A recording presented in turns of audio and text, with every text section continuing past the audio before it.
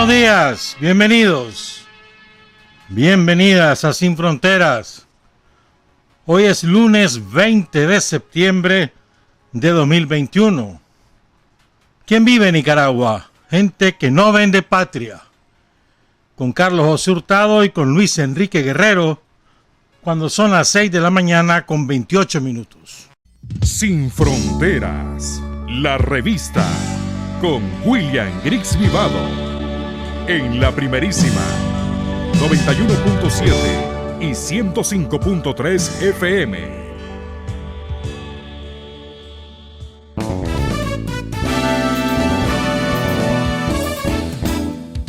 Sin fronteras para decir la verdad.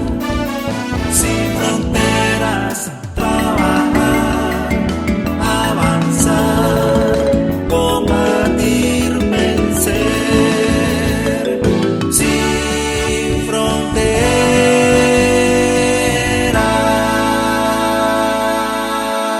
6 de la mañana con 36 minutos. Ayer estuvo de cumpleaños el doctor Wilmor López, el doctor en ciencias folclóricas de Nicaragua y las fiestas patronales y de la cultura nacional.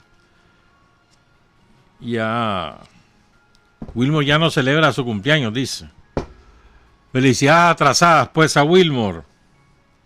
Ahorita hay colas en un montón de sitios, ¿no? 8 municipios del departamento de Carazo. Creo que son 3 los lugares en Diriamba, 3 en los lugares en Jinotepe y 1 en los demás municipios: San Marcos, Santa Teresa, La Paz y los demás municipios del departamento de Carazo, que son 8 en total, La Conquista.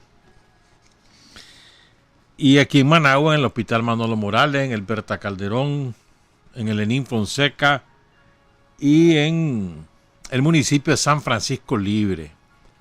Impresionante, desde ayer en la mañana empezaron las colas, comenzó el negocio, estaban cobrando hasta 500 córdobas los sinvergüenzas ahí por reservarte un lugar. Después llegó la policía, primero al Manolo Morales y después a otros sitios para poner orden.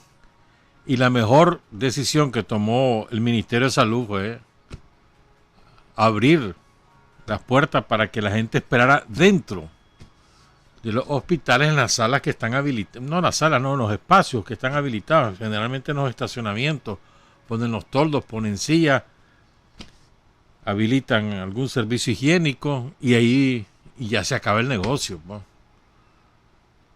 Pero impresionante. En Estados Unidos tienen que forzar a la gente a vacunarse, aquí la gente quiere vacunarse. Y eso que estamos de los 30 en adelante, claro. Entre los 30 y 40 hay como, qué sé yo, mano, como sus 500,000 personas por lo menos. Creo que son más, pues, entre 30 y 40, sí, hombre. ¿Te imaginas cuando empiece la vacuna para los de encima de 25? Porque imagino que van a tener que dividirlo en 2 franjas, porque de 25 a 30 es otro montón de gente, y de 20 a 25 mucho más. Pero es impresionante. Abrieron puntuales antes de las 6 de la mañana, abrió la mayoría. Esta semana en Managua va a estar en los 3 hospitales, toda la semana. Mañana y el miércoles en Tipitapa, el jueves y el viernes es en Ticuantepe, además de Managua, pues. Es lo que yo recuerdo en el calendario. Pues mañana es en Masaya. No, el miércoles es en Masaya, mañana es en Granada. Mañana en Granada, Nandaime, Diriá y Diriomo. Y el miércoles es en Masaya, te estoy hablando de los 8 municipios de Masaya, ¿no? La Concepción, Tisman, Andamo, San Juan de Oriente, Catarina. Los 8 municipios de Masaya, Nindirí, que ahí se pone lleno de verdad. Fíjate que yo, reflexionando sobre todo lo que nos está pasando con la peste, ¿no? Con el COVID. A ver, si te aparece una enfermedad desconocida, primero, desconocida. Segundo, contra la cual no hay vacuna, no hay medicamento, no hay nada que lo evite. Ninguna costumbre de las habituales evita el COVID. ¿Cuál es la obligación de un Estado? En primer lugar, advertir a la población, miren, está pasando esto. En este caso es un virus. Y ese virus causa esto más esto y más esto. Estos son los síntomas. Y puede provocarte la muerte. Lo único que podemos hacer para evitarlo es esto, esto y esto. Esa es la obligación del Estado. Entonces te dice, hay una enfermedad, estos son sus síntomas, estas pueden ser sus consecuencias, y esta es la manera de evitarlo. Ese es lo primero. Se advierte a la población, y se le advierte profusamente por distintos tipos de medios. En estos tiempos modernos, pues no solamente basta la radio y la televisión, sino que además lo tenés que hacer por redes sociales, y luego, quizás más importante aún, explicárselo cara a cara a la población, que es lo que han hecho las brigadas del Ministerio de Salud y la brigada de los activistas comunitarios por la salud, de casa en casa. Entonces, eso es lo primero. Lo segundo, y quizás igual que lo primero al mismo tiempo, pues tener que preparar las unidades de salud para recibir la afluencia, la eventual afluencia de enfermos, y estar listos para poderlos tratar, salvar y curar. ¿Verdad? Esas son las dos obligaciones básicas del Estado. Para poder ayudar a la gente a enfrentar la pandemia, necesitamos un sistema fortalecido, geográficamente extendido y gratuito.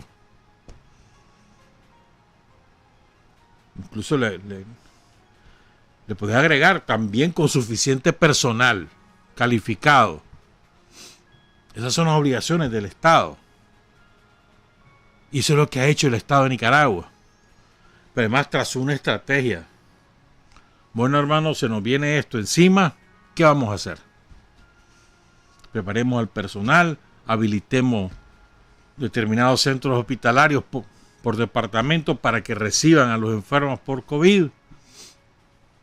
Dotémoslos de equipos necesarios para que los pacientes puedan sobrevivir a la peste, ¿verdad?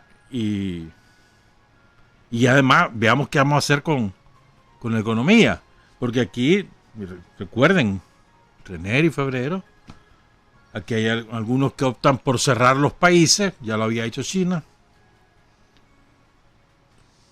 que significa que la gente deje de trabajar. Entonces el Estado de Nicaragua dijo, no, yo no puedo hacer eso. No lo puedo hacer en primer lugar porque yo tengo que el 80% de la economía de Nicaragua funciona por la vía de la pequeña y la pequeña y la mediana producción. Y si la gente no sale a trabajar, no tiene que comer. Y yo como Estado no tengo recursos para pagarle a la gente lo que va a dejar de ganar si se queda en su casa. No tengo recursos. Entonces yo no puedo cerrar. ¿Verdad? La economía tiene que seguir funcionando.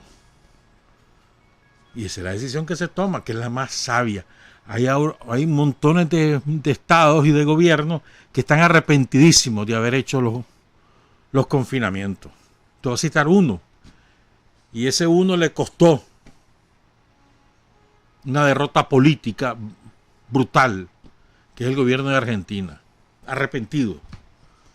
Porque ellos también tienen una economía sumergida de las que no reconocen las cifras oficiales, de la gente que trabaja por cuenta propia. Y esa gente está muriendo de hambre.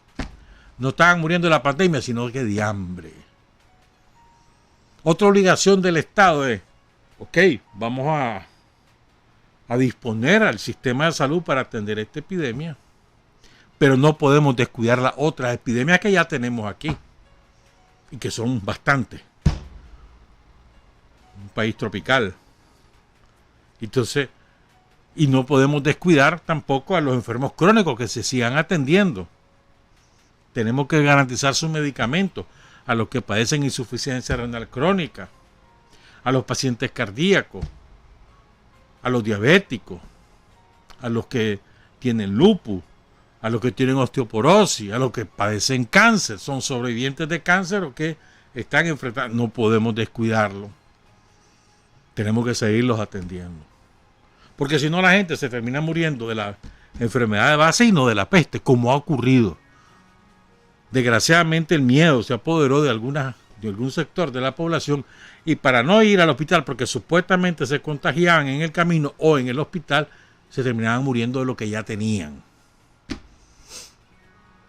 Esa ha sido la estrategia, ¿verdad?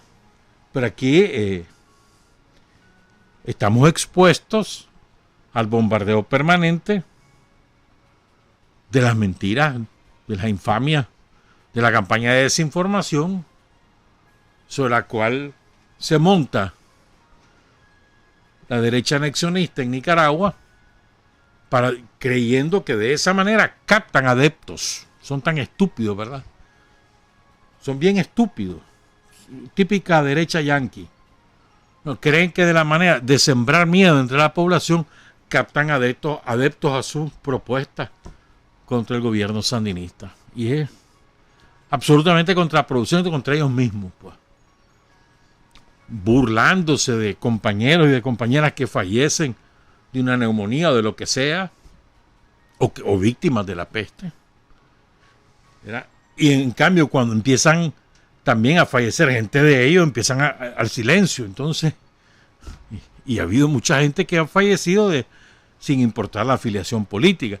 Algunos por causa directa de la peste, algunos por consecuencia de haber padecido la peste, que queda debilitado el organismo.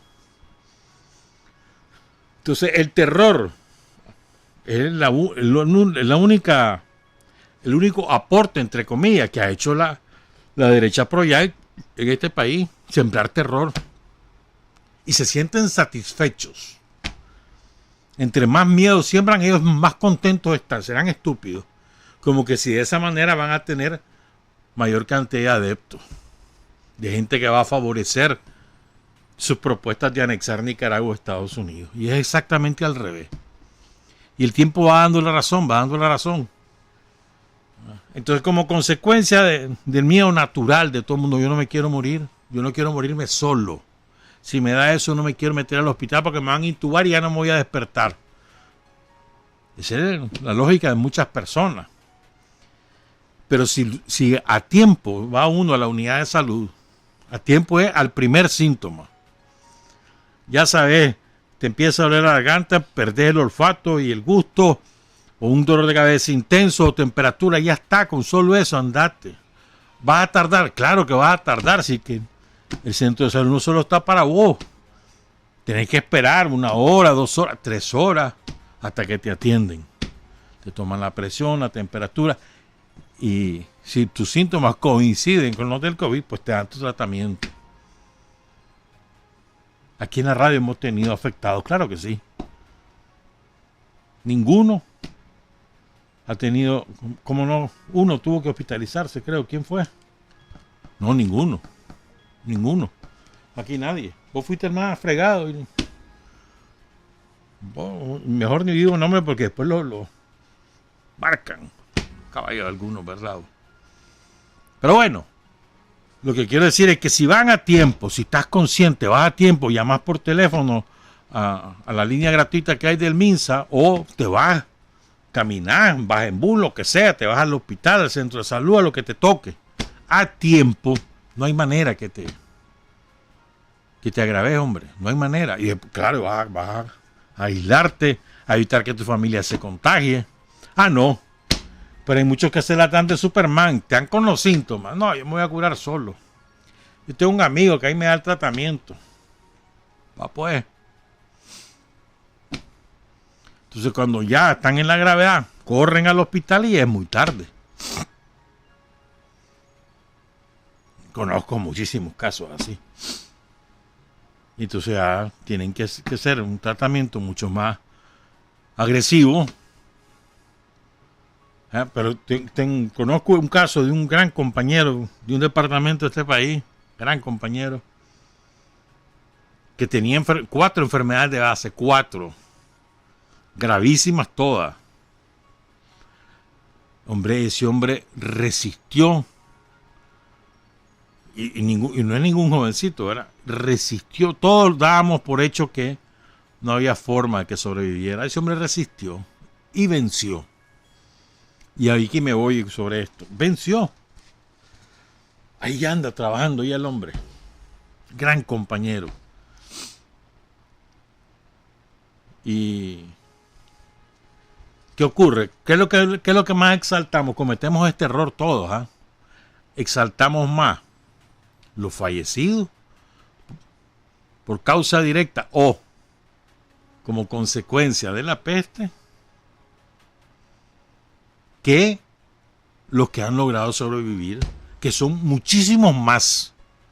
Y no me vengan con cuentos, eso a las pruebas me remito. ¿Cuántas personas conocés vos que estuvieron con la peste o que están con la peste y ya están bien? ¿Cuántas? Montones, ¿verdad? Comparar con la gente que vos conocés que ya estaban enfermos y se enfermaron de eso y terminaron muriendo, contarlo, comparar las cifras. ¿Qué es más? ¿La gente que ha sobrevivido y vencido o la gente que ha fallecido? Entonces, exaltamos más. Porque es natural, pues, la tendencia negativa que tenemos todos. Es como cuando conoces a alguien, ves más, o tenés un amigo, ves más sus defectos que sus cualidades, ¿no, hombre? No. Entonces, tenemos un sistema de salud sumamente sólido. Está agotado, claro que está agotado.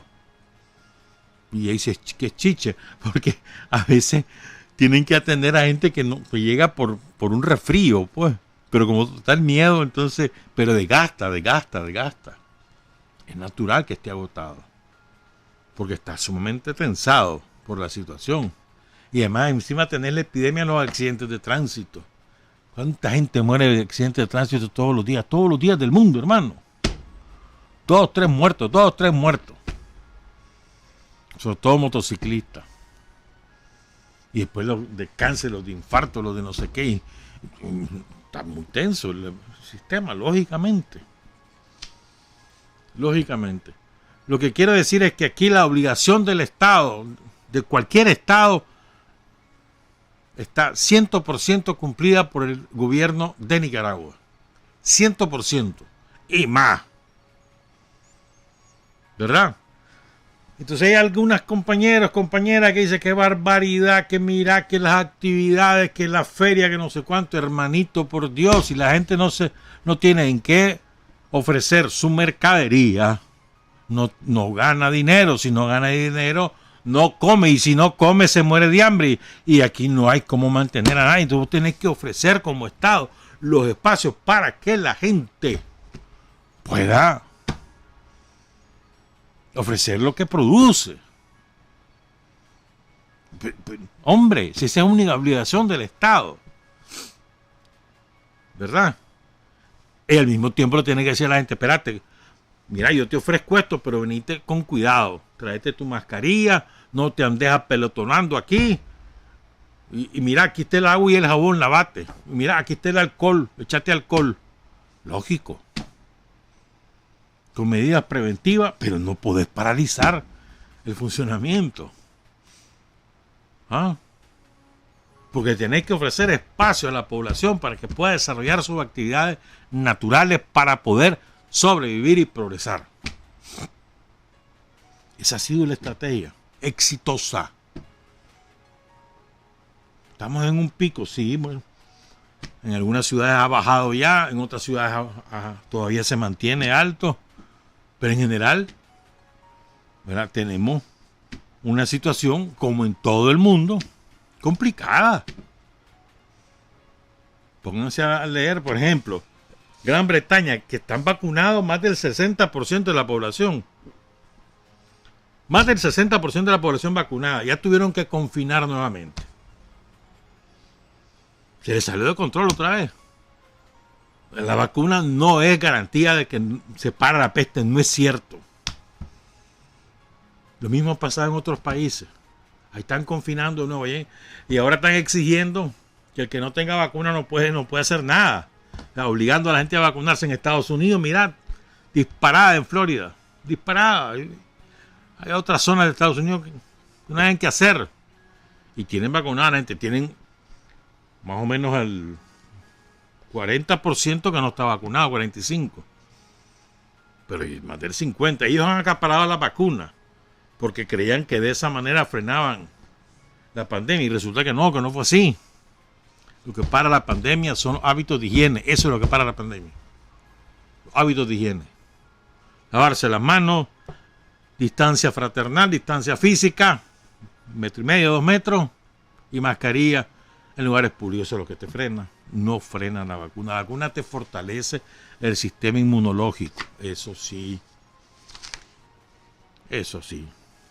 Pero no evita. Entonces, creo que es importante que tengamos conciencia sobre estas cosas.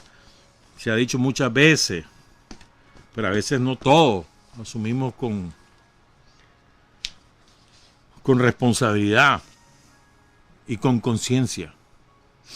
Estas decisiones, esta situación es estimulante, sin embargo, cómo la gente va ordenadamente a vacunarse con confianza, ¿verdad? Y todo el mundo ansioso esperando, pues, cuando nos toca a los leoneses, cuando nos toca a los chinandeganos, cuando nos toca a los huaqueños, a los chontaleños, a los ciuneños, todo el mundo esperando, ay, ¿cuándo viene? Pero eso hay que hacerlo de manera ordenada. Incluso ayer la OPS, la Organización Panamericana de la Salud, anunció que ya Nicaragua tiene capacidad de recibir vacunas que necesitan extraordinarias bajas temperaturas para conservar la vacuna, o sea, de menos de 30 grados centígrados. Ya tiene Nicaragua el sistema. Imagínate un país como este. Ya tenemos eso. Y falta que vengan las cubanas, espérate. Ya cuando Cuba termine de vacunar a los propios y empiece con el Caribe, con África, con los países más necesitados de vacunas, y vas a ver. Bueno, son las 6:57. Un par de informaciones. Ya vamos a hablar de la CELAC y de otras cosillas por ahí. Par de informaciones. En Rusia, hoy en la madrugada, estábamos viendo las noticias tempranito. Bueno, tempranito de hora de Nicaragua. Pero fue hacia el mediodía en Rusia, en una ciudad que se llama Perm, en una universidad. Un chavalo de 18 años que se llama Timur Bekmansurov, 18 años, ahí, armado de un fusil, ingresó a uno de los edificios de la universidad. Habían chavalos que lo estaban viendo. Esos chavalos que, vos sabes que los chavalos están en los edificios, en las escuelas, en la universidad, y están de veletas en los balcones. No sé. Uno de ellos divisó que ahí venía armado, ahí viene ese armado, y comenzó a filmarlo. Filma el ingreso del hombre. Se le enfrenta a un vigilante, lo mata, mató a 8. Hasta ahorita el saldo, ¿verdad? Pero probablemente ese saldo se incremente a medida que los que están muy graves vayan falleciendo. Son por lo menos 28 heridos, 19 de ellos con heridas de bala, y los otros heridos saltaban de los balcones para salvarse ahí, se quebraban. Hubo también tumultos ahí, hubo otros afectados. Habían cerca de 3,000 muchachos en la universidad. ¿Verdad? Al tipo, la policía lo redujo, se resistió, lo tuvieron que disparar, y está herido, pero ya está preso. 18 años. Anunció por las redes sociales lo que iba a hacer. Al estilo de Estados Unidos es esto. 18 años, una barbaridad. Vos ves la cara del tipo, comparado con Nica, parece como de 14 años. Vos sabés que los países del hemisferio norte generalmente aparentan menos edad de la que tienen cuando están sobre todo jóvenes, ¿no? Y lo otro también de Rusia es que ayer culminaron las elecciones parlamentarias. Fueron elecciones parlamentarias estatales de todo el estado de Rusia y también republicanas. Recuerden que Rusia está conformada por más de 30 repúblicas. Se elegían ayer 450 diputados, la Duma estatal se llama, que es la Cámara Baja de la Asamblea Legislativa, la Asamblea Federal. Y Rusia Unida, la agrupación del presidente Vladimir Putin, revalidó la mayoría de 2/3 que le permite reformar la Constitución cómodamente. Bajó el porcentaje, porque habían obtenido alrededor del 54% en el 2016 y bajó al 49.63%, pero suficiente para conservar la mayoría de 2/3.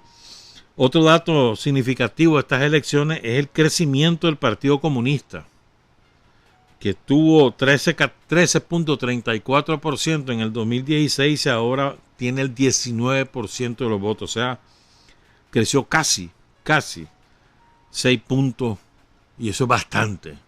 Va a tener más diputados.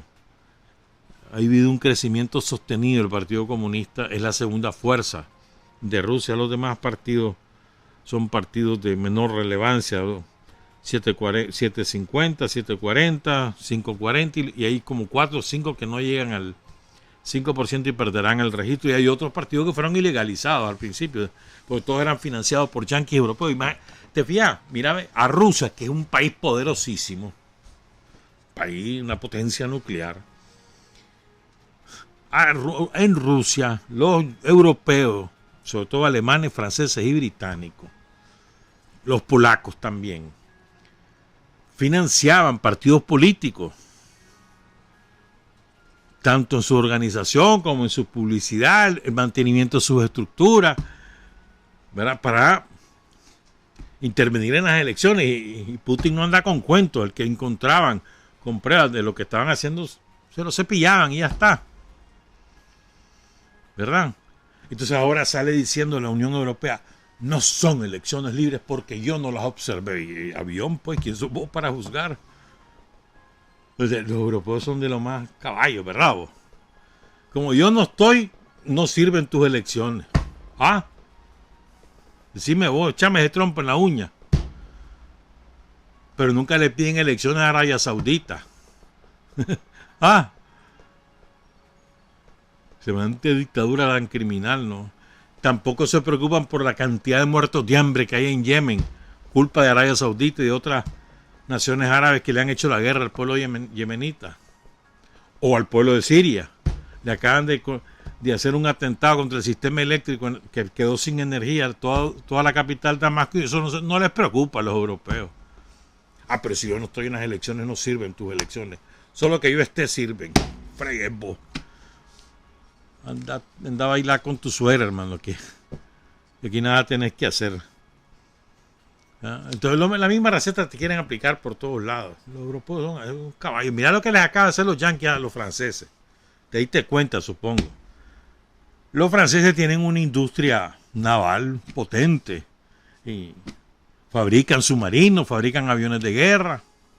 Pongan cuidado en esto.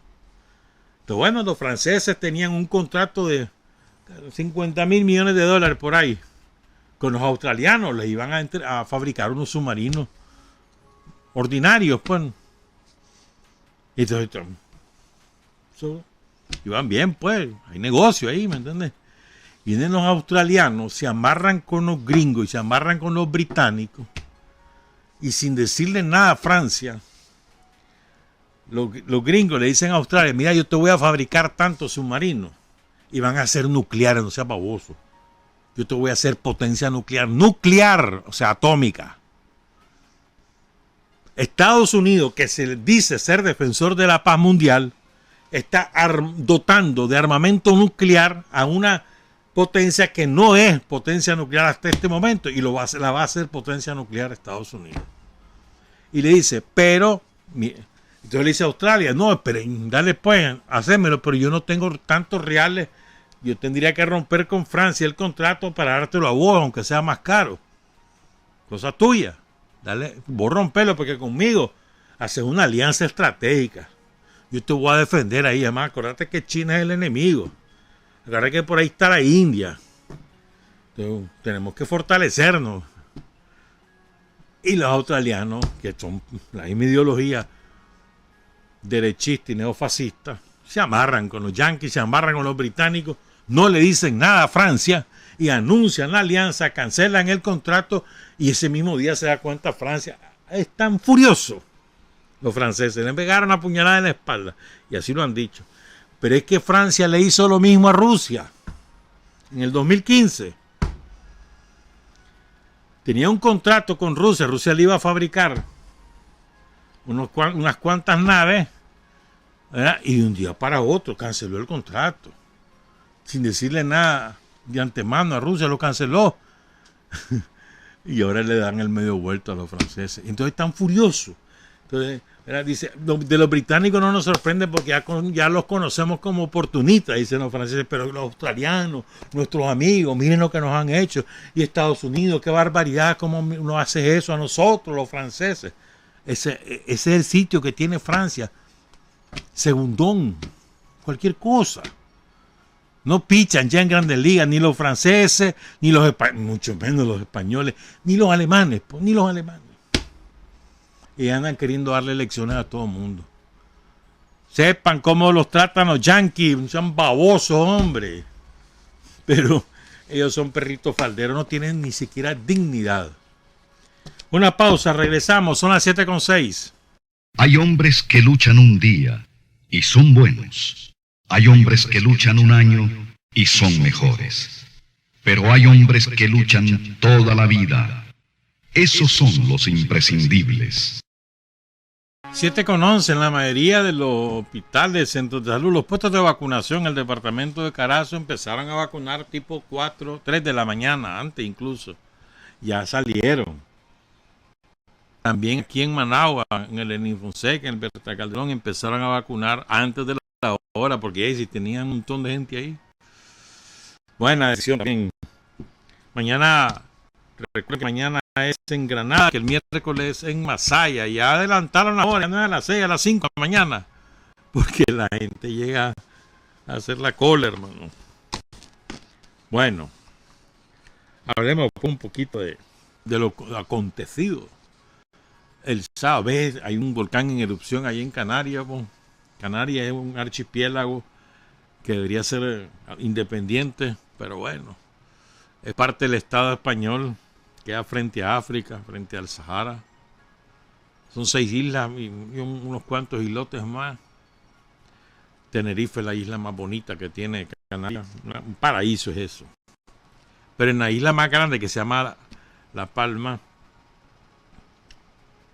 ahí estalló un volcán que estaba dormido y tiene unas imágenes impresionantes. La lava va hacia el mar, menos mal, pero ha habido lava que ha atravesado casa y es impresionante como va entrando la roca volcánica incandescente a casa con piscina incluida y todo. Hasta te da escozor, ¿no? Ver eso.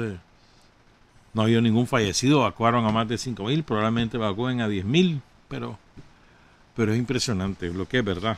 En cualquier lado te puede explotar un volcán. Aquí nosotros tenemos un montón, hermano. Y activo. San Cristóbal, el Telica, el volcán Santiago, el Momotombo. Hay un día de esto, el Concepción. Se les ocurre despertarse y lanzar su chiflido, hermano. Puchica. Y tenemos un montón apagado. El más peligroso de todos es el Apoyeque. Según los expertos, ese está pronto a hacer explosión y cuando hay explosión nos llamamos, dicen los expertos. Tiene 2,000 años apagado, pero que además que es un volcán del tipo del Krakatoa. Pero bueno, otro día te cuento. Hablemos un poquito de la CELAC. Es que, ¿saben qué? Hay algunos gobiernos que creen que la posición de Nicaragua se puede reducir con presiones. No, me iba a hablar con Daniel Ortega, no te preocupes. O sea, no entienden que es una posición política que va mucho más allá de una coyuntura, que para la nación nicaragüense el exigir que todo el mundo nos respete en igualdad de condiciones es un asunto de vida o muerte como nación, que estamos hartos que nos manoseen, que estamos hartos que nos traten como que si fuéramos colonia. Estamos hartos, queremos de una vez por todas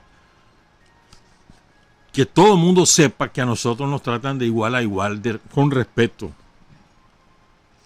No estamos diciendo que nos traten con privilegios, no, con respeto, de igual a igual. Tan importante es, por decir algo, Rusia como Nicaragua, tan importante es, qué sé yo, pues, China como Nicaragua. Tan importante es México como Nicaragua, Argentina como Nicaragua, Chile como Nicaragua. Tan importante es Estados Unidos como Nicaragua, que nos traten de igual a igual, hermano.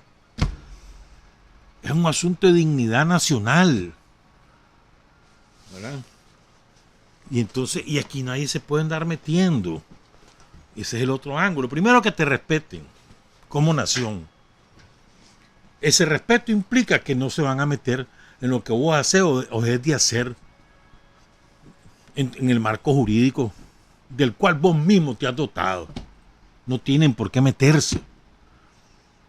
¿Quién les ha dicho algo a López Obrador por las palizas que les está metiendo a los inmigrantes haitianos, principalmente guatemaltecos y salvadoreños y algunos nicas, ahí en la frontera entre Guatemala y Chiapas? Palizas, presos, aislados, muchas veces las muchachas violadas por los policías mexicanos, que parecía que eso era de la época neoliberal. No, hombre, también en este gobierno de López Obrador está pasando.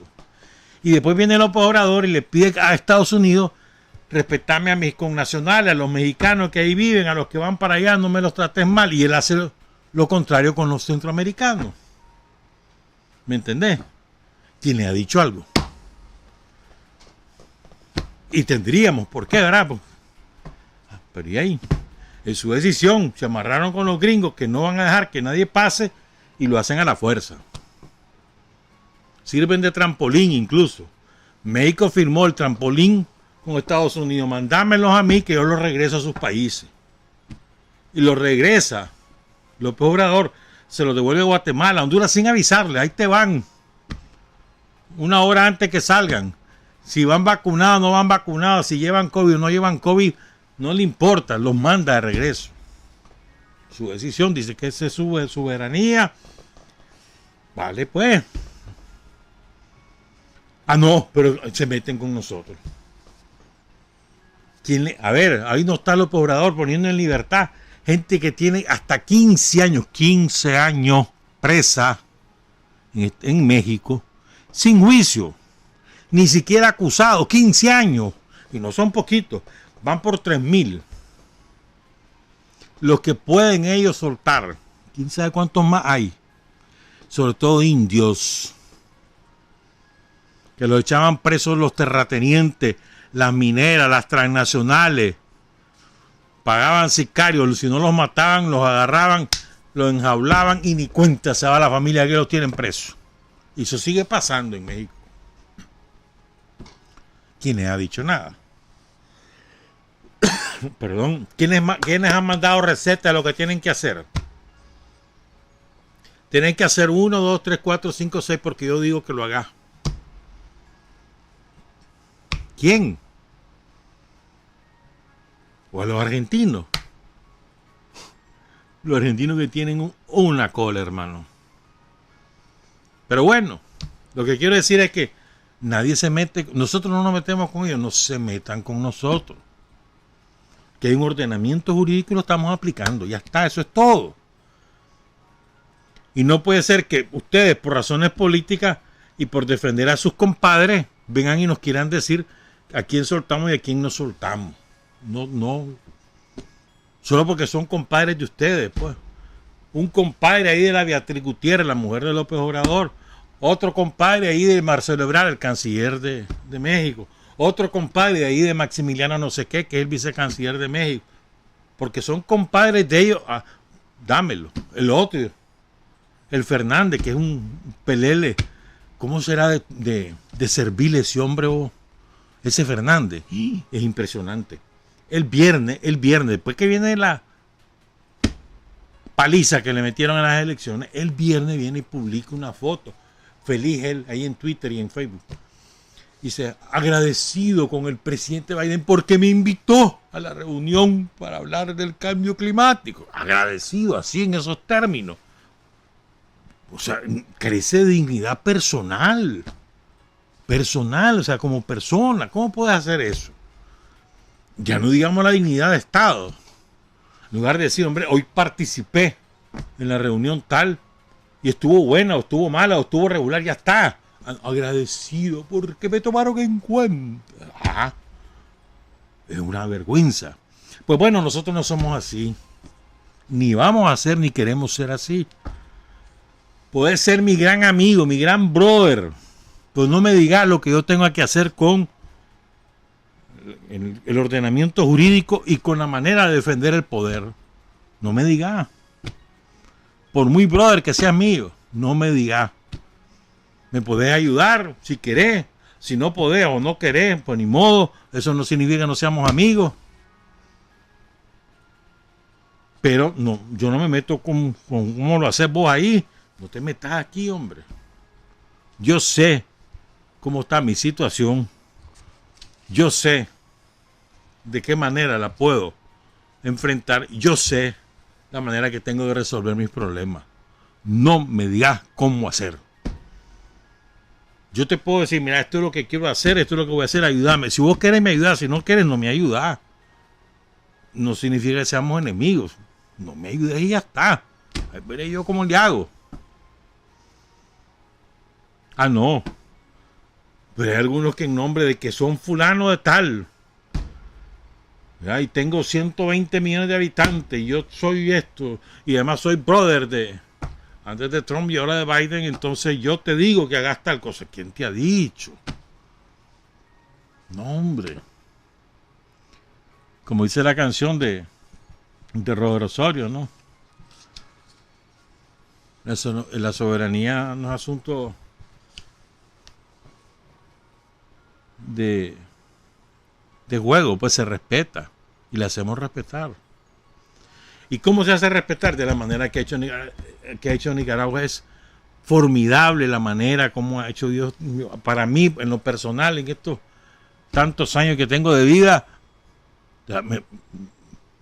me da contento, me da felicidad porque, o sea, por fin, mano, por fin, que no nos digan nada, que nos traten de igual a igual, nos quieren manosear, ¿no? Y ha sido impecable, intachable.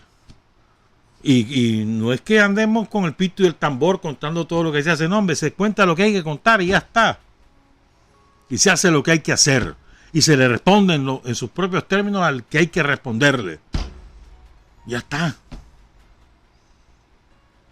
Pero nada de manosearnos. Y en ese plan llegamos a la CELAC. Argentina creía que nos podían doblar. Estaban confiados, mano. Se buscaron a fulano, a sutano, a perenceo para en vez de andar a decirle a Daniel Ortega que no. Y por eso es que ha habido tres notas en ese, perdón, tres posiciones en ese sentido, o tres momentos, dos notas diplomáticas y el discurso del canciller Denis Moncada, el general Moncada, en el mismo tono. No hay manera de que votemos porque Argentina sea la presidenta de la CELAC. No hay forma. Y además un mensaje a todos los que nos equivocamos, ¿no? En la elección del secretario general de la OEA hace ya 6 años. Respaldamos la candidatura de Almagro porque la proponía Mujica. Y para respaldar la propuesta de Mujica se le ayudó. Y se puso Almagro y miren lo que salió. Entonces le dice Nicaragua, nosotros no queremos otro Almagro. Y eso es un mensaje que lleva implícita muchas connotaciones de traición. de enseñanza para nosotros. Nosotros nos embarcamos, Nicaragua también. Nosotros nos embarcamos. Creímos de buena fe que si era una recomendación de Mujica y había sido el canciller de Mujica, pues bueno, quiere decir que es una persona que va a conservar la independencia de la OEA y que no va a someter a la OEA a los vecinos de los yanquis. Nos equivocamos del medio al medio. Entonces, por eso es que el mensaje de Nicaragua: no queremos otro Almagro. Eso son mucho decir. Y es una advertencia para todos los que participamos en la OEA. Todos. Porque todos llevamos de la mano a Almagro. Y me acuerdo de aquella foto famosa de Almagro llorando ahí en el féretro de Hugo Chávez, y al lado estaba Nicolás Maduro. ¿Bien? Creo que todavía era canciller, que era de Uruguay, y poco después fue electo. Y nos equivocamos. Yo aquí no es por recomendaciones, no, hermano. Vos sabés quién es quién y por dónde vienen con sus declaraciones mismas. Y se le probó a los argentinos. Ustedes dijeron que se habían puesto de acuerdo con los gringos para que Nicaragua hiciera esto, esto y esto. No, señores. No queremos saber nada de ustedes. Ustedes son injerencistas, se intrometen en lo que no les importa. Busquen qué hacer, pero no van a tener mi apoyo. Aunque te digas progresista. Y aquí quiero entrar a un tema, ¿ven? Miren, a veces nosotros los sandinistas nos causa entusiasmo determinadas agrupaciones o determinadas personalidades que ganan una elección en nombre que se la ganaron al de la extrema derecha. Y creemos que por haberle ganado a la extrema derecha ya con eso son de izquierda. Y nos equivocamos con mucha frecuencia. Nos ha pasado ya muchas veces, muchas vainas en esto. Nos pasó en Panamá, nos pasó en Argentina, nos pasó en Brasil, nos ha pasado en muchos lugares. ¿Ah? Y no es así. Hay que ver sus posiciones políticas, sus documentos programáticos y sobre todo sus acciones. Por ejemplo, ahí está el Perú, ¿no? Todos contentos porque ganó un maestro respaldado por las inmensas mayorías empobrecidas y marginadas del pueblo peruano. Pero ya ves, ahora eso es una cosa de lo más informe. No se sabe para dónde va a parar. Se deja presionar por la derecha mediática, por la derecha corporativa, por la derecha religiosa. Y no sabemos en qué va a parar eso. Echaron al mejor ministro que tenía, lo echaron. A Béjar, el canciller, 85 años de ese hombre. Lúcido. Intelectualmente capaz. Académicamente sumamente formado. Y políticamente con una experiencia de 45, 50 años de más. Desde los años 60, imagínate, 60 años de lucha. Y lo echaron. Lo sacrificaron. 2 semanas duró el hombre en el cargo. Menos. Entonces, no te puedes embarcar, hombre. Vamos a los hechos, a las acciones, en el concierto internacional y en su propio país. Ahí tenemos que juzgar. Podemos decir, hombre, parece que es buena gente este hombre, vamos a ver. Está bueno que haya derrotado a fulano, pero no digamos, la izquierda ganó. No, hombre, no nos embarquemos. Mira lo que pasó con López Obrador, es cierto, le ganó a la derecha, ha hecho buenas cosas ahí en su país, sí es cierto. No digo lo contrario, está enfrentado a su propia derecha, pero en materia de política exterior, López Obrador se cree un emperador. De plano, se cree emperador. Yo hago, yo te digo, vos hacer porque yo te digo. No, y ahí no tiene la costumbre de tratar de igual a igual a los demás, no. Y esa es una vieja costumbre de la clase política mexicana, que la empezó con Iturbide. La verdad, pues. Y se proclamó emperador apenas logran la independencia de México. Duró menos de un año, tuvo que huir a Francia y cuando regresó, pues lo agarraron y lo fusilaron. ¿Ah? Pero bueno, entonces desde entonces les quedó la costumbre de ser emperador y así, como por mucha buena gente que parezca ahí, que en materia de política exterior al menos actúa como emperador. Y no, señor. No somos ni colonia de los yanquis, ni de los españoles, ni de los europeos, ni de los mexicanos. De nadie. Y yo creo que el Nica tiene una tendencia natural a querer a México, ¿no? Porque somos del mismo tronco cultural. Mayas. De ahí venimos. De ahí llegaron, los mayas vinieron hasta gran parte de la llanura del Pacífico. Se va con un nombre maya, por cierto. ¿Ya? Y tenemos la comida, la música. Sí, hombre. Tenemos un tronco común. Chiapas era parte nuestro. Lo que pasa es que Iturbide ahí se la robó, pues. Chiapas ya no quiso seguir con nosotros cuando Centroamérica decidió no anexarse a México. Entonces dijo Chiapas, no, yo no me voy con usted, me voy con México. Y se fue con México. Así fue. Vamos a contar cosas de eso el miércoles. Porque quiero hablar de otra cosa. Son las 7:30. En resumen, compañeras y compañeros, así tiene que ser, con firmeza, con decisión, sin arredrarse, sin agachar la cabeza. Ya nos embarcamos en esto. De una vez, vámonos. Aquí no hay marcha atrás. A lograr que nos respeten. Si no nos quieren respetar, váyanse al carajo, pues. Que nos vamos a ir y que te vamos a romper con... Que se vayan. Sí, hombre. Sí, hombre. Pero aquí no es con ínfulas de emperador que haces nada. Con nadie. Por muy brother que sea. No. Que nos respeten. Nosotros sabemos por dónde nos aprieta en términos históricos la cosa y sabemos cómo ya desembarazarnos de este tutelaje extranjero. Fuera, ya está muerto. Como lo hicimos con el Fondo Monetario, ¿se acuerdan? Y lo logramos. Me acuerdo cómo se nos vino encima el COSEP y la derecha. ¡Qué barbaridad! Ya no quieren con el Fondo Monetario. ¿Qué va a pasar con...? Y miren. Y ahí sigue viniendo el Fondo Monetario. Nos prestó reales ahorita para la pandemia. Pero nosotros le decimos, mira, préstame estos reales y así te voy a pagar. No vinieron aquí el Fondo Monetario. No, tenés que hacer... No, espérate. Yo te voy a pagar con estos reales. Te voy a pagar. Y ahí le estamos pagando. ¿Se cayó el mundo? No se cayó el mundo. ¿Se fue a Nicaragua? No se fue a Nicaragua. Entonces, no. Los gringos quieren tener relaciones amistosas con nosotros. Bienvenidos sean. En pie de igualdad. Y no vengas aquí a conspirar. Ni vengas aquí a financiar partidos. Ni vengas aquí a financiar ONGs para que desestabilicen el país. ¿Vos querés hablar conmigo? Sí, hombre.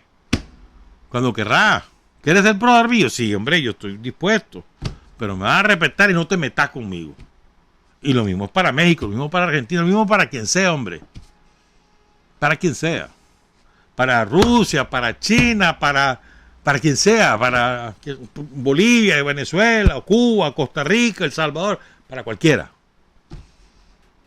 ¿Quieres ser brother mío? Sí, hombre. Vos me ayudás, yo te ayudo. En lo que querrás. No te metas en lo que yo hago, ni yo me meto en lo que vos haces. ¿Sabes qué me estaba acordando el otro día? Que ahora las presiones que hubo sobre Cuba, presiones durísimas, allá en los años 90, 91, 92, por ahí. Cuando los hermanos de la Guardia, que eran héroes de Cuba, y uno de ellos lo captura el Estado cubano, porque estaba metido en narcotráfico y lo condenan a muerte. Y hubo unas presiones de todo el mundo, ¿viste? Digo, Cuba, no. Fidel. Podías estar de acuerdo o no.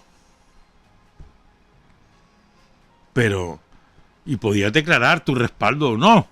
Pero otra cosa es que Cuba iba a hacerte caso e iba a modificar su posición. Se mantuvieron y lo fusilaron.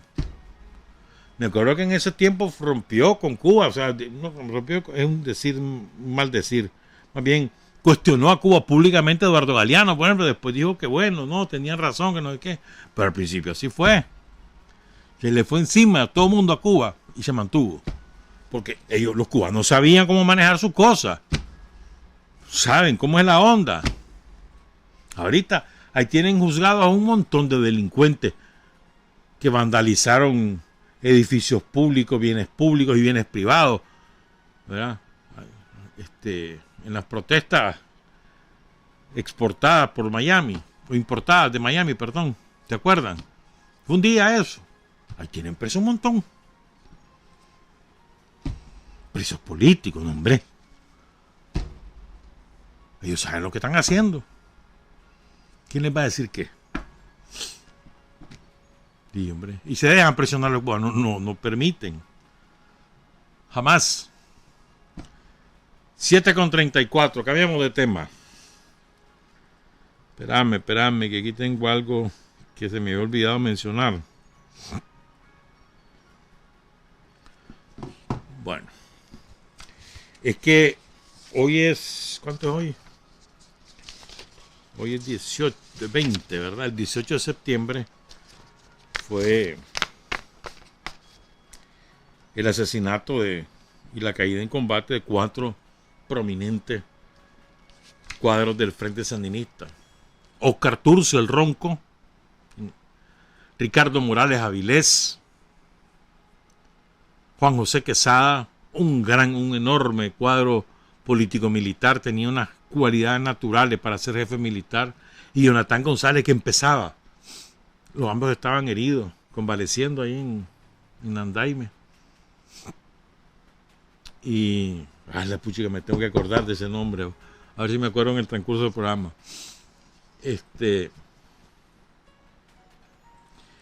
La estatura de estos compañeros creo que no la hemos calibrado. Hace ya casi 50 años que estos 4 compañeros cayeron, y creo que no hemos sabido calibrar la estatura, la envergadura, el calado, la enorme contribución, sobre todo del Ronco y de Ricardo Morales al Frente Sandinista, su estrategia, su desarrollo cualitativo y cuantitativo,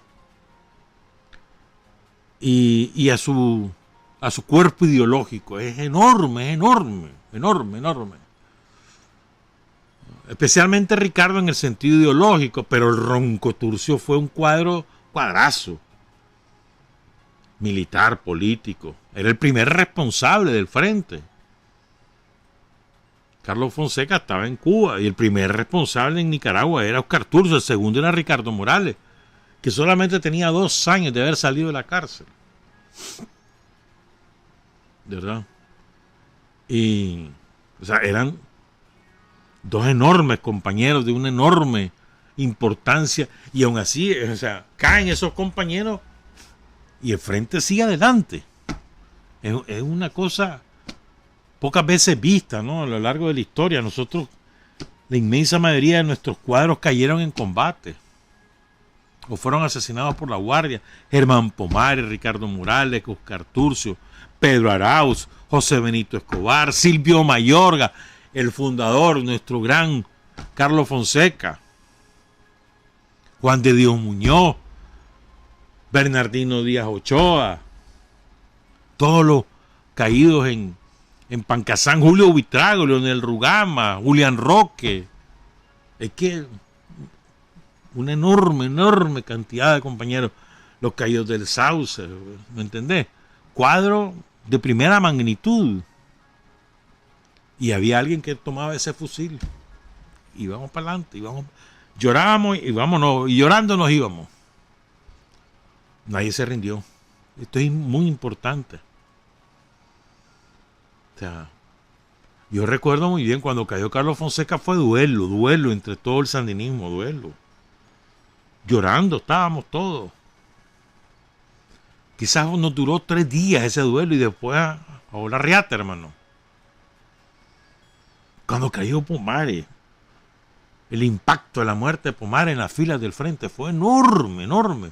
O los caídos de Veracruz, o lo que pasó en Nueva Guinea.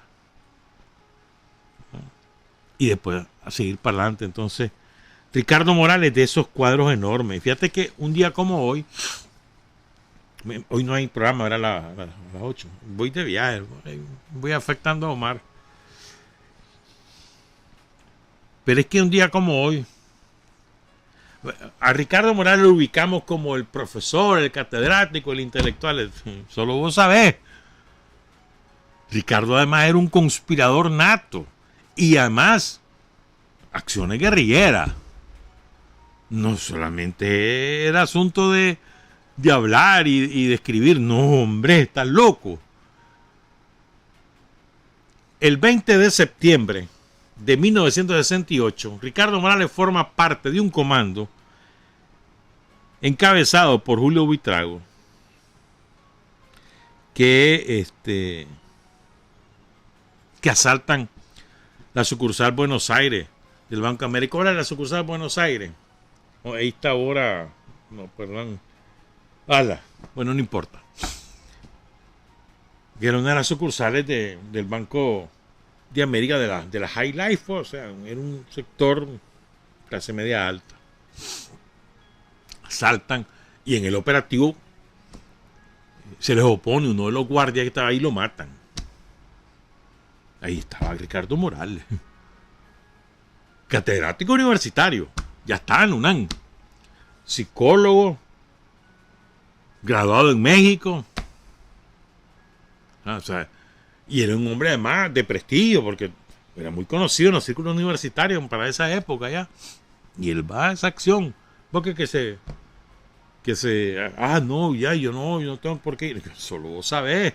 Ahí fue Ricardo Morales. Es importante eso, importante.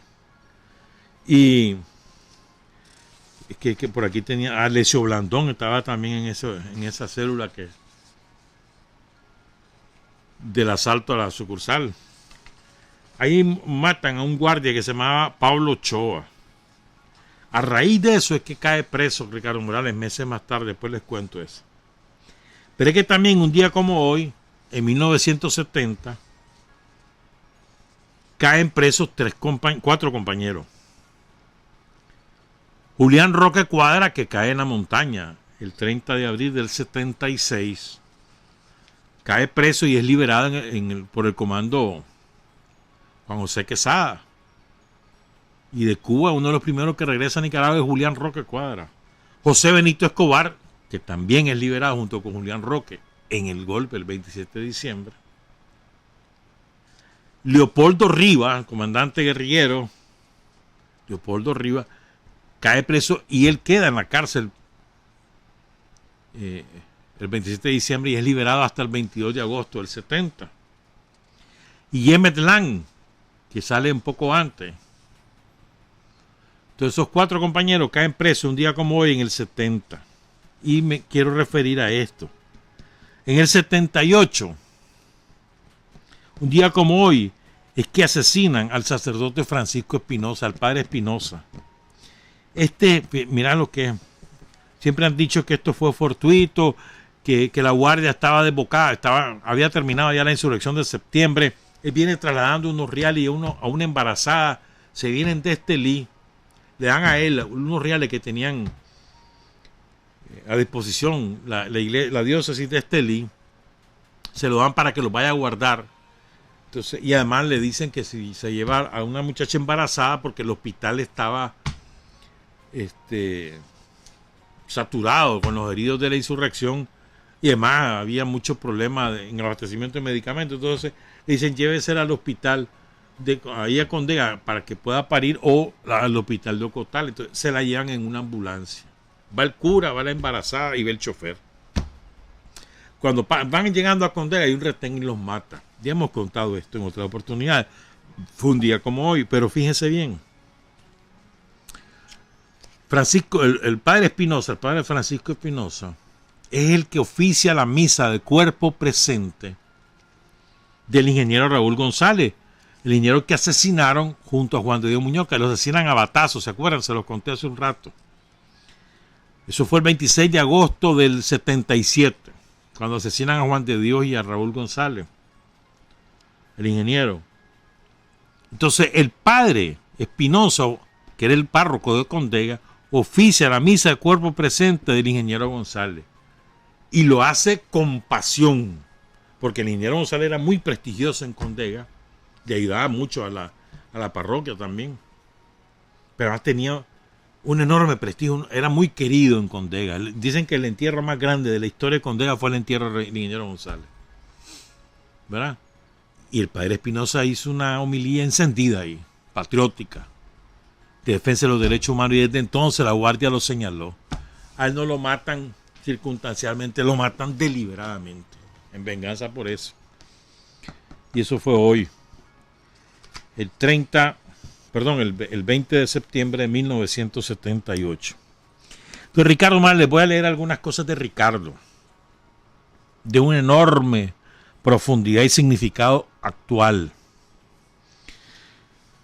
Fue el sábado del aniversario, develaron unos bustos de los 4 compañeros. Me estaba contando una amiga que son lindísimos y que son hechos por el vicealcalde de Granada. No, busqué la foto y no las hallé. De los compañeros. Y que son muy bien hechos y sumamente parecidos, de acuerdo a la foto, a los compañeros caídos allí en Nandaime. Entonces, Ricardo Morales, ¿quién es? Un hombre, hijo de una compañera que era dueña de una venta y además era bar. O sea, venta todo el día y bar en la noche. Y su papá era mecánico y tenía su propio taller. O sea, tenía ingresos módicos, pero no pasaban hambre. Algunas dificultades, pero nunca pasó hambre Ricardo Morales. Lo metieron, él es de Diriamba, nació en Diriamba. Él, el 11 de junio de 1939. Entonces lo meten a estudiar en la Normal de Jinotepe, que era de mucho prestigio. O sea, ser egresado de la Normal de Jinotepe, que tenía el nombre Franklin Delano Roosevelt, así es de sirviente era Somoza, ahora le puso el nombre de un presidente yanqui a una Normal de Nicaragua, pero bueno. Y entonces, de ahí, de la Normal vos salías bachiller y maestro. Pero además, o sea, una Normal siempre ha sido fuente de prestigio quien egresa a una Normal. Y más en aquellos años, pues, donde la universidad era solamente para una minoría, pero minoría. Entonces, Ricardo egresa en el 59, a los 20 años egresa como bachiller y como maestro. A los 20 años. Entonces, él se hizo brother allí en la Normal de los Quintanilla, sobre todo de Guillermo Quintanilla, que después se hizo cura. Entonces Guillermo Quintanilla le consigue una beca en México y él se va para México a estudiar. Para ese entonces ya andaba jalando con una muchacha, Iclea Echeverry, que era hija de un amigo de él. ¿Verdad? Entonces, cuando él se va a México, ella está embarazada. Pero él se va a estudiar. Estando en México, 1960, le avisan que su hermano mayor está preso, Juan Morales Avilés, porque uno de los muchachos que participa en la operación del 11 de noviembre de 1960, que es el ataque a los cuarteles, se suponía que iba a ser un ataque nacional. Pomares estuvo esperando las armas para participar en Chinandega y lo desecharon porque no era de la High Life, lo desecharon porque como le vieron cara de indio. No, vos no. Vino aquí a Managua, supuestamente que le iban a entrenar, ni a él ni a Narciso, lo regresaron al viejo. Pero bueno, se suponía que era un movimiento nacional, que iban a estallar combates en Diriamba, en Managua, en Chinandega, en León, en Riva, y qué va a hacer, van solo León, Jinotepe y Diriamba. Entonces la chavalada del sector medio sobre todo se involucra y ahí participa Juan Morales Avilés. Y es de los que cae preso en Diriamba, de los que se rinden en Diriamba en los combates de la Palmera y el Pedagógico. Entonces cae preso y Ricardo se da cuenta cuando está allá en México, ¿verdad? Eso para darles una idea cómo, o sea, porque el papá también era un antisomocista, el papá de Ricardo Morales Avilés, cuyo nombre era Manuel, y su mamá se llamaba Ángela. Doña Ángela Avilés Serrano murió poco después que poco antes que sale de la cárcel Ricardo. Tenía 63 años la señora. Y su papá ya murió en los 90, murió en el 97 cuando tenía 81 años. El papá de Ricardo Morales. Bueno, el caso es que Ricardo, estando en México, nace su primera hija, Giselle, nuestra embajadora en Gran Bretaña. Saludos a Giselle, la conozco hace muchos años y extraordinaria compañera. Lo que más me gusta de Giselle es que es una mujer siempre contenta, no se arredra ante los problemas. Vieron los clavos que ha tenido la Giselle, jamás se ha rendido esa mujer. De la estirpe de Ricardo Morales, digna de heredera de Ricardo Morales Avilés. De ahí nace Giselle en el 60, luego en el 61, perdón, otro de sus hermanos, todos los hermanos de Ricardo Morales era futbolista, muy conocido era, y se murió en un accidente de tránsito. Entonces viene Ricardo al entierro y por supuesto busca a su novia y ¡pum! Sale embarazada. Y de ahí nació la segunda hija, Carolina Morales Echeverry, nació en el 62. Pero fíjense, miren, lo que quiero contar muchas cosas. ¿Cómo va a hacer contacto Ricardo? Ricardo ya venía con intuición de clase. No era socialista, no era comunista, no, pero tenía intuiciones, y con este amigo que es el papá de su novia, ahí, que era obrero de la construcción, él tenía discusiones sobre cómo organizarse y todas esas cosas, pero nada más. En México es donde él despierta, y sobre todo con lo que pasa en los ataques a Diriamba y Jinotepe, pues, o sea, las dos cosas, la apertura cultural, que es llegar a México, ¿no? Tener acceso, más estudiantes en la UNAM mexicana, o sea, eso, la mayor casa de estudio de América Latina, quizás solo superada por la de Sao Paulo, pero además con una enorme posibilidad de desarrollo intelectual. Y la suerte es que llega a vivir a la casa de un hermano de su amigo, de Quintanilla, y ese hermano, que se llamaba José Quintanilla, estaba casado con una hermana de Fernando Gordillo, uno de los fundadores del Frente, el tesorero del Frente. ¿Me entendés? Y ahí es donde él logra contactarse con Carlos Fonseca, despierta intelectualmente, estudia Sandino, estudia marxismo-leninismo por su cuenta. Carlos Fonseca le da la tarea de, hombre, difundir las ideas, el pensamiento, la obra de Sandino allá en México. Eso a partir de más o menos, o sea, a su regreso de Nicaragua, después de que viene al entierro de su hijo, de su hermano, perdón. Y entonces ahí es cuando escribe su primer documento sandinista, digamos.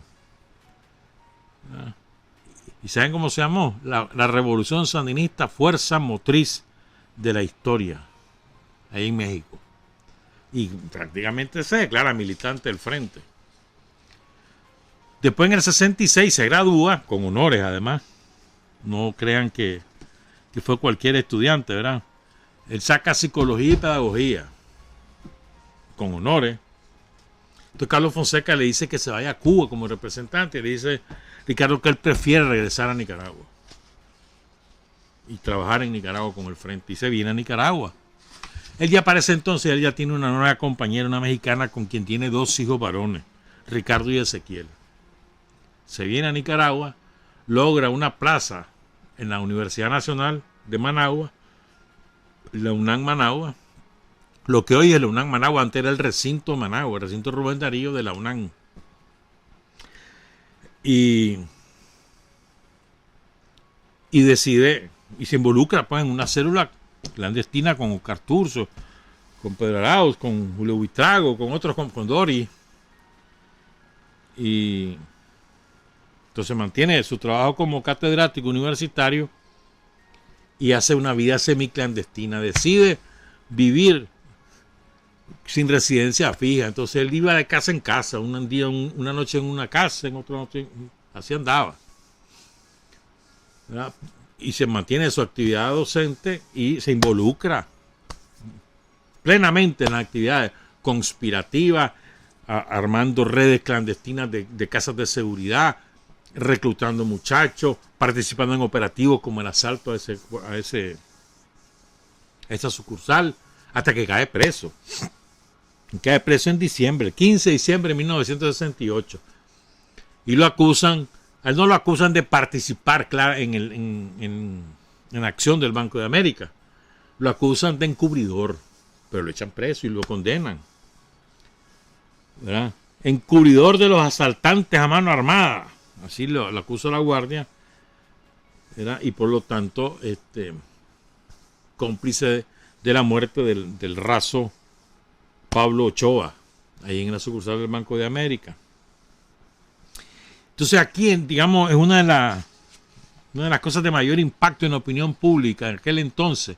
Estoy hablando del 68, 69, a ver, sí, casi 69 ya, porque lo echan preso el 15 de diciembre. Esto ya, al finales de diciembre o a principios de enero del 69, todavía vive Julio Buitrago, ¿eh? Él lo presentan ante los tribunales. Lo llevan rapado y evidentemente torturado. O sea, flaco y además con huellas de las torturas. A él lo sometieron a salvajes torturas. Jamás habló. De ahí se saca la frase aquella: soy y seré militante de la causa. Soy y seré militante del Frente Sandinista. Será su respuesta a la guardia, y le pegaban una. Jamás habló. Y conocía gran parte del tejido clandestino del frente. Ya para esa época estaba Bayardo Arce, eran parte del mismo equipo. Fíjate bien. Bueno, entonces Ricardo cae preso, lo condenan, empiezan las movilizaciones. Bueno, después viene la caída de Julio Buitrago, la cárcel de Dori, su compañera. Ricardo se dedica en la cárcel a estudiar y a escribir. A eso se dedica. Estudiar y escribir. Y afuera el movimiento, el Frente empieza a impulsar una campaña por la libertad de los presos políticos. Fue cuando el movimiento cristiano ocupa algunas iglesias, algunos atrios de iglesia, la catedral aquí en Managua, entre otras, propiciando la libertad de los prisioneros políticos, y finalmente lo logra. Casi a los 3 años de estar preso sale libre. Ricardo Morales, a ver, por aquí tengo la fecha. El 4 de octubre del 71, y él cayó el 15 de diciembre, o sea, estuvo 2 años y 10 meses preso. ¿Ya? En la cárcel escribió maravillas, hermano, maravillas. Les voy a contar algunas, les voy a leer algunas de esas frases. Vamos a ver si nos da tiempo. Fíjate que él sale de la cárcel y vos crees que él se esconde o se va clandestino, se regresa a la universidad y sigue trabajando. Y es cuando ya actúa como de la dirección nacional después de la caída de Julio, de la caída de Leonel Rugama, la carceleada de un montón. Ya estaba preso Daniel para ese entonces.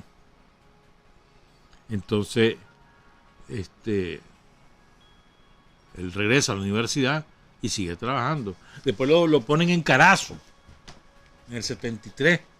Después del terremoto, lo pusieron de responsable del departamento de Carazo, aprovechando que le da Diriambino. Pero además era responsable del movimiento cristiano. Y junto con Oscar Turcio, con Pedro Arauz, con Bayardo Arce, son ellos 4 principalmente, y otros compañeros, pero principalmente ellos son los que diseñan la estrategia de acumulación de fuerzas en silencio y sientan las bases fundamentales. Bueno, Carlos Fonseca, por supuesto, desde Cuba, las bases de la estrategia de guerra popular prolongada. Esto es importante, ¿eh? Entonces él es el encargado de las relaciones con el movimiento cristiano, porque el Frente desde el 70-71 había iniciado los contactos con el movimiento cristiano. Eso lo cuenta muy bien Bayardo Arce. Y entonces Ricardo Morales es el que daba las charlas ideológicas, las charlas políticas, y como Ricardo era profundamente no creyente, absolutamente no creyente, para Ricardo también es un descubrimiento que desde posiciones filosóficas contrarias se llegue a la misma conclusión política. Entonces él es el que ahí desarrolla la teoría de que entre cristianismo y revolución no hay contradicción. Con otras palabras, obviamente. Es importante eso. Hay una famosa charla de él, el movimiento cristiano, poco antes de caer, en septiembre del 73, poco antes de caer. Hay una famosa charla de él muy buena, por cierto. Ahora quiero leer algunas de las frases que él escribe en la cárcel. No voy a leerlas todas porque ya son las 8. Ahí voy. Ahora estoy aquí, prisionero porque lucho por una causa justa. ¿Cuál será mi destino? Lo importante es que estamos al lado del pueblo y que estamos haciendo su historia. ¿Cuál será nuestro legado? Lo que dejamos atrás de nosotros será el resultado de las cosas grandes y de las cosas pequeñas que hagamos en nuestra vida. Lo importante es que las cosas, por mínimas que sean, las hagamos como si fueran grandes.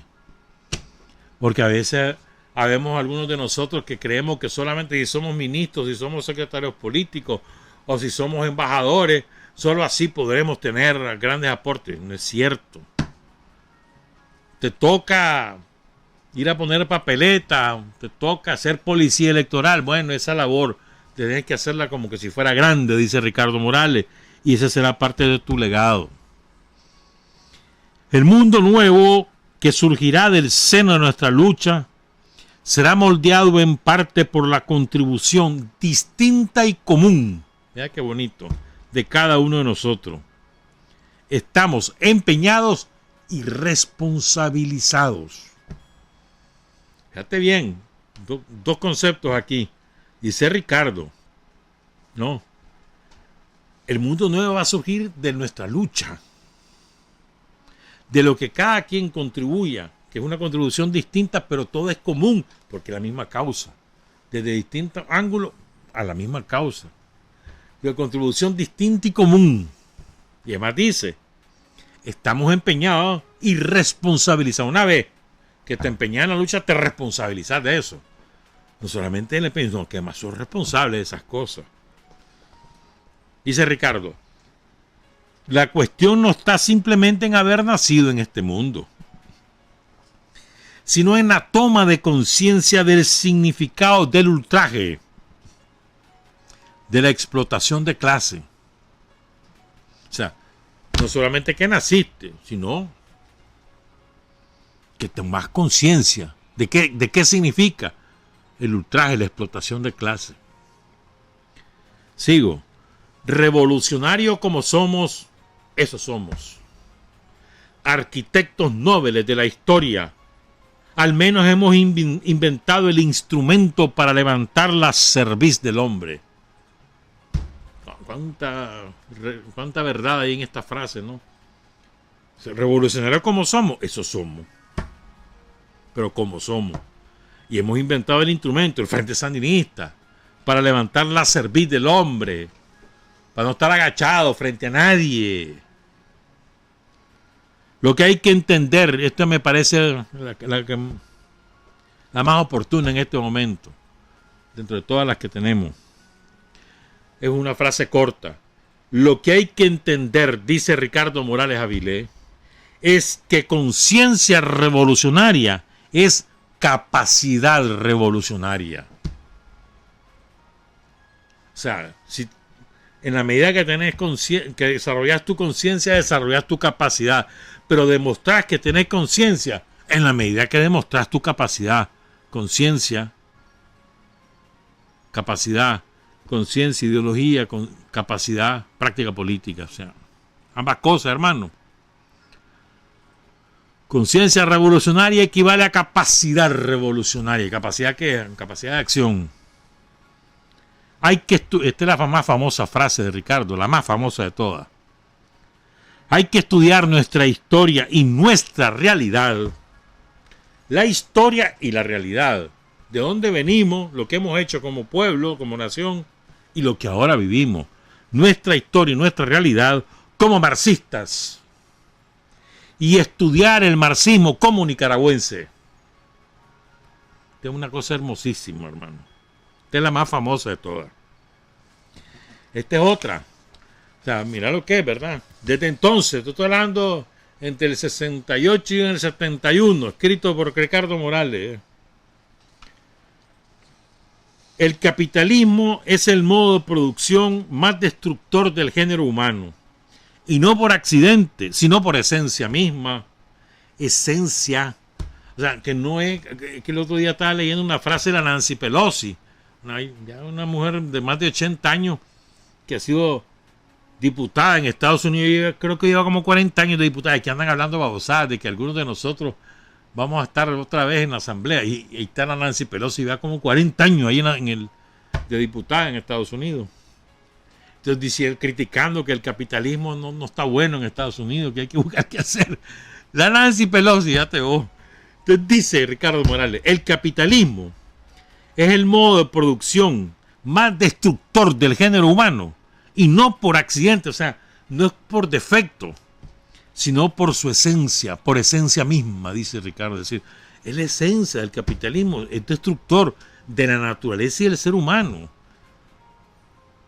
Está como esos que dicen, el ser humano cómo ha destruido la selva, los bosques. No es cierto, hermano, porque en esa selva y en esos bosques han vivido pueblos originarios desde hace muchos siglos y no lo destruyeron. ¿Quién destruye la naturaleza? El capitalismo, el afán depredador para sacar ganancia, la avaricia de los capitalistas. Entonces dice Ricardo, males como el hambre, el desempleo, la servidumbre, la desocupación moral, la guerra, la explotación en todos sus aspectos son inherentes al capitalismo. No es que son accidentes. El hambre, el desempleo, la servidumbre, la desocupación moral, la guerra, la explotación en todos sus aspectos son inherentes al capitalismo. El capital no tiene por objeto o objetivo la satisfacción de la necesidad de los productores y los trabajadores. Su objetivo no es satisfacer que la gente coma, se vista, tenga salud, educación, viva cómodamente, tenga tiempo libre. No, ese no es su objetivo, dice Ricardo. Su objetivo, su objeto es la necesidad de plusvalía, de sacar ganancia de los dueños de medios de producción. Si el capitalismo se interesa por los trabajadores, lo hace obligado por las demandas de las luchas sociales y siempre en los límites de su beneficio. Después Ricardo pone en práctica esto cuando la huelga de los trabajadores de la construcción del 73, después del terremoto. Ahí estuvo Ricardo, ahí, en los sindicatos de la construcción. El capital se interesa por los obreros como productores, pero no como hombres. Y mientras más desencadenada es la carrera por la plusvalía, la ganancia, mayores males se desencadenan. En el afán ese desgraciado de sacar reales, desata un montón de males, hermano. Por ejemplo, ahorita, mira todos los ricachones cómo se han vuelto más ricos en esta pandemia. Y ahí están las cifras, léanlas. Ahora hay muchos más multimillonarios que antes de 2020. ¿Por qué será? Eso es objetivo, dice Ricardo, y no se realiza por el deseo o la acción finalista de los hombres. O sea, no es ese lo que buscan, no es su deseo, pero es que el capital se ha apoderado de ellos y los somete a sus leyes. Voy a cerrar con esta frase, ya no da tiempo para lo demás. ¿De qué libertad nos hablan los heraldos de la burguesía? ¿Acaso de esa libertad que nos atribuyen idealmente a cada uno de nosotros y que la experiencia concreta de cada día niega? En el hambre de los niños, en el salario de los trabajadores, en la incultura, el desempleo y el analfabetismo, en la opresión de la clase burguesa. La libertad de que hablamos nosotros es esa que tenemos, que ganamos en la barricada, que nos liberará del yugo de la explotación de clase de la burguesía. Libertad socialista, es de lo que hablamos. No, lo siento, voy a leer estas otras tres. Son cortas. Me pregunto, dice Ricardo, ¿qué haría el mundo sin revolucionarios? Sigo. Desde los calabozos a la propaganda, los recursos represivos del gobierno, del imperialismo y de la burguesía para detener la revolución parecen inacabables. Pero la historia nos enseña lo inútil y lo estéril de todos esos esfuerzos. Hay una enorme distancia entre la posición de pedir participación en el poder y la posición de tomar el poder para el pueblo. ¿Estamos claros? Una cosa es que querrás participar del poder, otra cosa es que querrás tomar el poder para el pueblo. Y eso es lo que hemos hecho. ¿Verdad? Dice Ricardo, para cerrar ahora sí, los objetivos generales de nuestra lucha revolucionaria son la liberación, la democracia y el socialismo. Liberación del dominio de clase burgués, del dominio explotador del imperialismo y de la oligarquía criolla.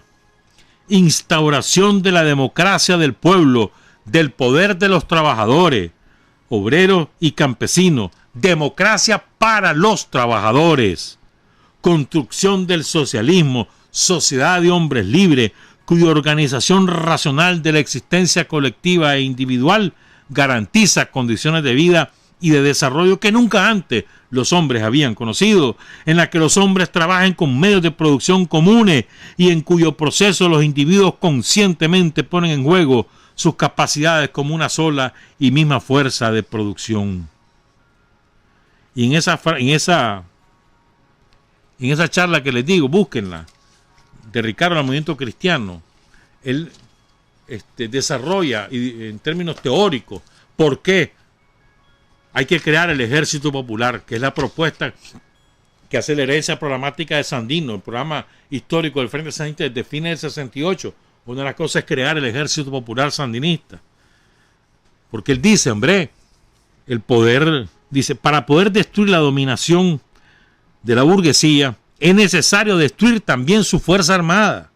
Y para destruir esa fuerza armada hay que implementar un ejército popular, construir un ejército popular y desarrollar una fuerza armada. Él siempre hacía la cosa esta, la analogía, ¿no? La guerra popular es antisomocista, anticapitalista y antiimperialista. No se nos olvide. Nuestra lucha era y es contra el somocismo, contra el capitalismo y contra el imperialismo. Trabajar, avanzar, combatir, vencer. Patria y libertad. Revolución es sentido del momento histórico. Es cambiar todo lo que debe ser cambiado. Es igualdad y libertad plenas. Es ser tratado y tratar a los demás como seres humanos. Es emanciparnos por nosotros mismos y con nuestros propios esfuerzos. Es desafiar poderosas fuerzas dominantes dentro y fuera del ámbito social y nacional.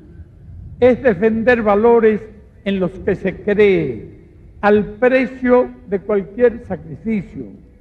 Es modestia, desinterés, altruismo, solidaridad y heroísmo.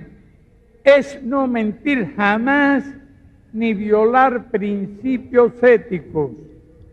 Es convicción profunda de que no existe fuerza en el mundo capaz de aplastar la fuerza de la verdad y las ideas. Revolución es unidad, es independencia, es luchar por nuestro sueño de justicia para Cuba y para el mundo, que es la base de nuestro patriotismo, nuestro socialismo y nuestro internacionalismo.